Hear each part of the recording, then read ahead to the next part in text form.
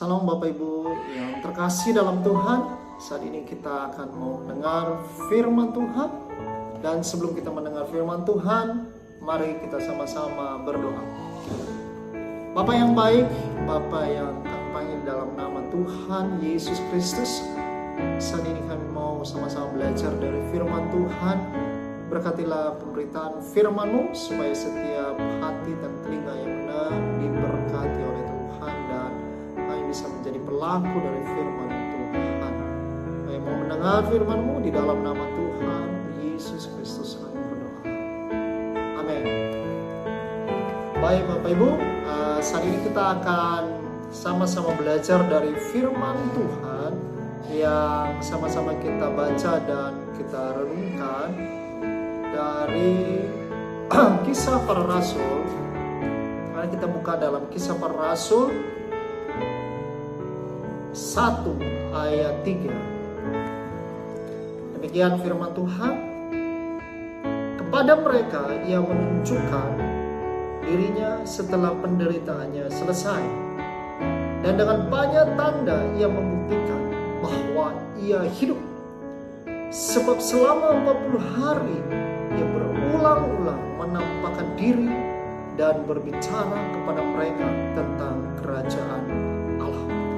Bapak Ibu, setelah Yesus bangkit dari kematian, ada 40 hari dia gunakan untuk menampakkan diri kepada murid-murid.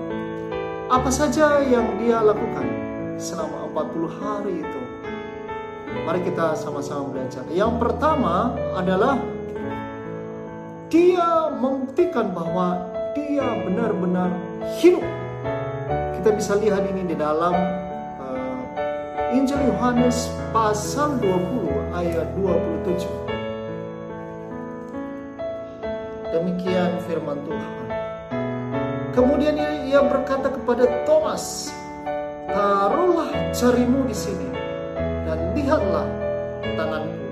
Ulurkanlah tanganmu dan cucukkan ke dalam lambungku, dan jangan engkau tidak percaya lagi, melainkan percayalah." Inilah salah satu yang dilakukan oleh Yesus selama 40 hari dia setelah bangkit dari kematian. Ia membuktikan bahwa dia benar-benar hidup. Dia menunjukkan diri kepada salah satu murid, yaitu Thomas, yang tidak percaya kalau dia tidak melihat langsung bahwa Yesus sudah betul-betul hidup lewat fisik yang bisa dipegang, yang bisa disentuh oleh Thomas. Tetapi begitu Yesus menunjukkan diri kepada Thomas, barulah Thomas dia percaya kepada kebangkitan Kristus. Nah, ini adalah salah satu yang dilakukan oleh Yesus kepada murid-muridnya, dan selama 40 hari setelah dia bangkit dari kematian, ia membuktikan bahwa dia betul-betul hidup. Dan yang kedua, ia mengajar setiap murid, bahkan orang-orang percaya, serta membuka pikiran mereka tentang apa yang dinubuatkan oleh kitab suci tentang yang dialami oleh Mesias, yaitu dia harus menderita, dia harus mati, dan dia bangkit pada hari yang ketiga. Ini bisa kita lihat di dalam Lukas pasal 24 ayat 27, ketika Yesus bersama dengan murid-murid yang berjalan ke Emmaus, ya, dia bercerita, dia menyampaikan firman Tuhan kepada murid-murid yang bersama-sama dengan dia. Nah, pada akhirnya murid-murid ini mereka percaya setelah Yesus membuka pikiran mereka tentang kitab suci Perjanjian Lama, bahwa apa yang ditulis oleh Perjanjian Lama tentang Kristus betul-betul nyata terjadi. Ini karena Yesus membuka hati dan pikiran mereka. Berikutnya, apa yang dilakukan oleh Yesus selama 40 hari setelah kebangkitannya? Yang berikutnya adalah dia memulihkan murid muridnya yang gagal dan yang merasa putus asa, merasa tidak bisa berbuat apa-apa. Mereka murid-murid kembali kepada pekerjaan mereka yang semula. Yang nelayan kembali jadi nelayan, yang pemungut cukai kembali jadi pemungut cukai, dan pekerjaan profesi yang lain. Mereka putus asa karena mereka merasa bahwa pemimpin mereka sudah mati dan tidak ada lagi yang membimbing mereka, tidak ada lagi pucuk pimpinan mereka yang bisa mengarahkan mereka. Ini menunjukkan bahwa murid-murid sedang mengalami kegelisahan, mereka sedang mengalami kegagalan. Nah, di tengah kegagalan mereka, Yesus datang untuk memulihkan mereka. Salah satunya adalah ketika dia datang kepada Petrus yang sedang mengerjakan pekerjaannya sebagai nelayan pada awalnya. Dia datang kepada Petrus di pinggir pantai. Yang bisa kita lihat dalam Yohanes pasal 21 ayat 15 sampai 17. Petrus ini adalah salah satu muridnya yang pernah menyangkal Tuhan Yesus sebanyak 3 kali. Nah, setelah kejadian itu, Petrus merasa dia sebagai orang yang gagal.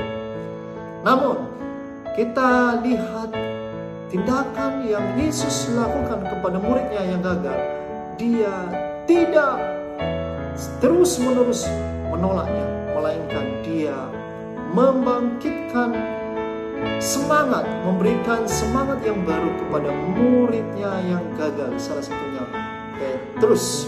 Ya, dia memulihkan kegagalan bisa saja dialami oleh siapa saja. Namun bagaimana harus bangkit dari kegagalan itu.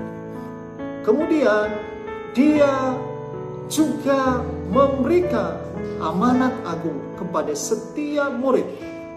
Murid-murid sebelum mereka menerima Roh Kudus, Tuhan Yesus sudah berpesan kepada mereka untuk tidak meninggalkan Yerusalem sebelum mereka menerima Roh Kudus. Ini adalah amanat. Ini adalah perintah kepada setiap murid yang ada pada saat itu, bahwa mereka harus memberitakan firman Allah, memberitakan kematian, kebangkitan Kristus. Namun mereka harus menunggu di Yerusalem sampai mereka dipenuhi oleh Roh Kudus. Nah, inilah yang kita kenal sebagai amanat agung yang bisa dikerjakan oleh semua orang percaya pada saat ini.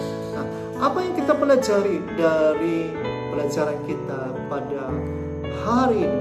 Yang pertama adalah kebangkitan itu membuktikan bahwa Yesus betul-betul hidup, bukan sebuah dongeng atau sebuah mitos yang hanya sebagai cerita dari turun-temurun. Tidak, bahwa Yesus memang betul-betul hidup dan layak kita percayai.